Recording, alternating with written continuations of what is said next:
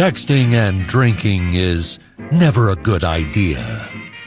We've all done it, and we've all regretted it. The drunken texts you forgot you sent. Prospectors collected them in InTEXTicated on Rock 107. From the 314, St. Louis, Missouri. I want there to be a holiday celebrated with pizza eating. Area code 205, Birmingham, Alabama. Been considering the feasibility of adopting a kangaroo. Yes, I'm very serious. And from the 630, Aurora, Illinois. You know, where Wayne's World took place. I just found your credit card inside a bag of chips. You hit send, and we hit the floor laughing in InTEXTicated on Rock 107. Area code 313, Detroit, Michigan. Sometimes I think, what'd it be like to be a firework? Newark, New Jersey, area code 973. No, we're smoking outside. We're hotboxing the world. And from Lexington, Kentucky in the 859.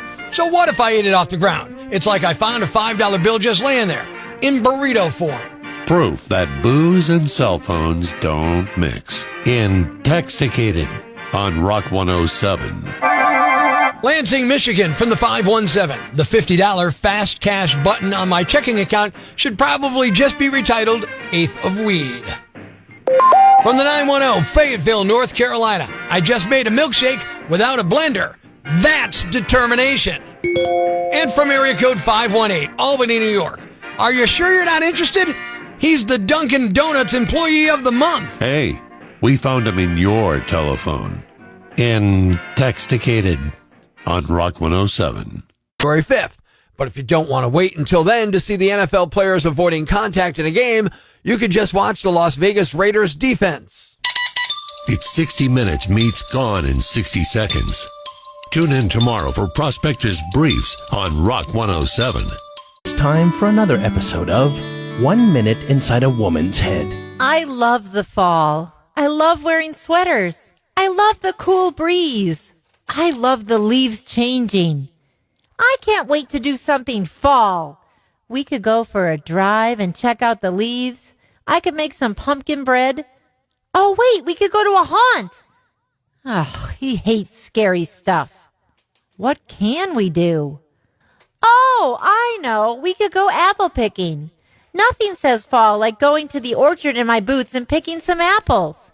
I could dunk them in caramel and make candy apples. I could make apple turnovers or apple chips. Maybe I can make some apple cider in my slow cooker or some apple pie. Yep, I want to go apple picking. Now, how do I get them to stop watching football and come with me? That would be a fall miracle. And that was another episode of 1 Minute Inside a Woman's Head. Episode of A Few Seconds Inside a Man's Head. She wants to go apple picking? Let me get this straight. I gotta pay to work for the apple farm. Then I gotta pay for the apples I pick? Jeez, I wish I could go beer picking. Now that I'd pay to do. And that was another episode of A Few Seconds Inside a Man's Head. Life's pretty tough right now. There's plenty of bad news, but it's not all bad. It's time for the brighter side of Prospector on Rock 107. A police dog in Scotland that helped find 38 missing people in her career finally got to retire. She'll get to live out the rest of her days with the cop she's worked with for the past 10 years. Thanks. We needed that. The brighter side of Prospector on Rock 107. Kids have their own language. You know what I'm saying? I'm Rock 107's Prospector. Good morning. I'm not talking about the annoying slang sayings of the younger generation, nothing cringe or anything like that. I'm talking about little kids, toddlers. Like my niece calls quesadillas Spanish grilled cheese. That's the kind of stuff I'm talking about.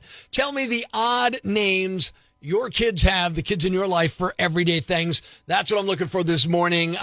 Nicolette says, my grandson calls marshmallows marshmelons. That's perfect. Dan in Factoryville on the Rock Lines. Tell me about that odd name your kids or kids in your life have for everyday things. My daughter, for lo mein, she'd go with Chinese spaghetti. I want Chinese spaghetti, Daddy. Yeah, I want Chinese spaghetti. That would be for dinner, you know? Yeah, that sounds like a good dinner. Hoover says, my nephew calls potato chips caterpillars. Man, I want to know the story behind that one. And Sarah, my kids called bathrobes jammy coats. I might steal that one. That's awesome. Andy from Montail on the Rock Lines. The odd names your kids in your life have for everyday things. Rock 107. My son calls salsa and chips like Tostitos. He calls them Banditos. So every time he wants Tostitos and chips, he says, Dad, let's have some Banditos. Just be careful he's not saying that as you're heading into a bank. Somebody's going to think something's wrong. Becca says, my middle kid says smarshmallows instead of marshmallows. It's adorable. We don't want to correct them, but now the whole family calls them smarshmallows. And Carolyn, my daughter used to say not anything instead of nothing. What are you doing in there? Not anything. Chris from Wyoming on the Rock Lines. Odd names the kids in your life have for everyday things. Rock 107. Yeah, Prospector. My kid calls granola bars Kika bars. Kika? Where'd that come from? I guess when he was a baby, he just couldn't say granola, but we call him Kika now, too. When I go to the store, I got to get Kika bars. If that keeps up when the kid's 60, that's going to be a little weird, but I dig it. Michelle says, when my daughter was young, she called grilled cheese girl cheese.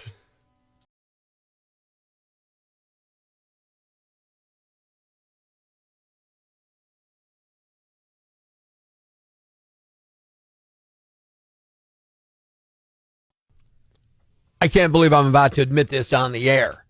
Good morning. I'm Rock 107's Prospector. Let me tell you about how I cheated and got caught. Do I have your attention? All right, it went down like this. When I was in my 20s, I started seeing this woman. And I kept seeing her for years. And then I got married. And even though I was married, there are just some things that a man needs that their wife cannot provide. And the time I spent with this other woman was amazing. She was, dare I say it, the best I've ever had. Well, a few months ago, she became less and less available when I needed her. I'd call, and she wasn't able to see me. So eventually, I grew tired of it. She was blowing me off. I sought out a new woman to handle these needs, and I found one. And it wasn't the same. Let's face it, it never is when you move on to somebody new. But it is what I needed at the time. And boy, did she handle it. Whenever I needed attention, she was there. Fast forward maybe 2 months, and I see the woman I used to see at the grocery store. We made eye contact across the produce department, and it was like she knew. Clearly I looked different, maybe happier, I don't know. But either way, she knew. She knew. She could tell someone else had cut my hair. What's a yambag?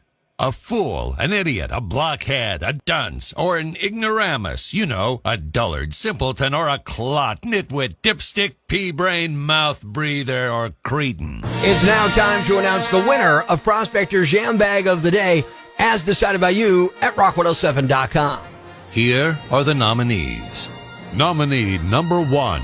Wow, some people can really hold a grudge. Linda Louise Torello died from cancer at the age of 66 in 2017 and is buried at a cemetery in Orangetown, New York. Feces and urine have been found at her headstone almost every morning, according to her family, and they decided to use some clandestine devices to find the culprit of the appalling behavior. The family used secret cameras to find the person and were stunned to find out who it was. Linda's son, 43-year-old Michael Murphy, posted an incriminating video of the man getting out of his car, walking over to the headstone and urinating on it in what was described as a normal routine. The family managed to identify the man as Linda's ex-husband, to whom she was briefly married but divorced in 1974 and did not have contact with him since 1976.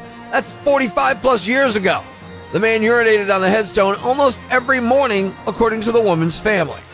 Now that's holding a grudge. Nominee number 2. Breaking into a police station is pretty bold, and this guy's timing couldn't have been worse. On Monday, some guy showed up at a police facility in Chicago and asked a guard to go retrieve some personal property they supposedly had. It's not clear what property it was, but instead of heading for the public entrance, he walked around to the side of a fire escape, climbed up to the 5th floor, found a prop door open, and went inside. Turned out that door led to a room where there was an active SWAT training drill going on. For some reason, the guy grabbed 2 guns off a table and pointed them at some of the cops. The guns didn't have live ammo, but responding officers fired at him and hit him at least once. He ended up in the hospital with the non-life-threatening injuries. Luckily, no cops were seriously hurt, though one did suffer a sprained ankle. It turns out the guy had a long rap sheet. And the winner is the guy who broke into the police station during a SWAT training exercise. And man, did he pay for it. You are the Yambag of the day, and we'll move on to Friday's Yambag of the Week competition. Keep it here for all the nominees for Prospector's Yambag of the day, weekday mornings on Rock 107. Thanks for listening to Prospector's Prime Cuts podcast. Be sure to catch us live weekdays from 5:30 to 10 a.m. on Rock 107 or online at rock107.com or the Rock 107 app, a free download for your Android or iPhone. Subscribe to the podcast on Apple Podcasts, Google Podcasts, Spotify, Stitcher Radio, or wherever you get your podcasts so you never miss Prospector's Prime Cuts.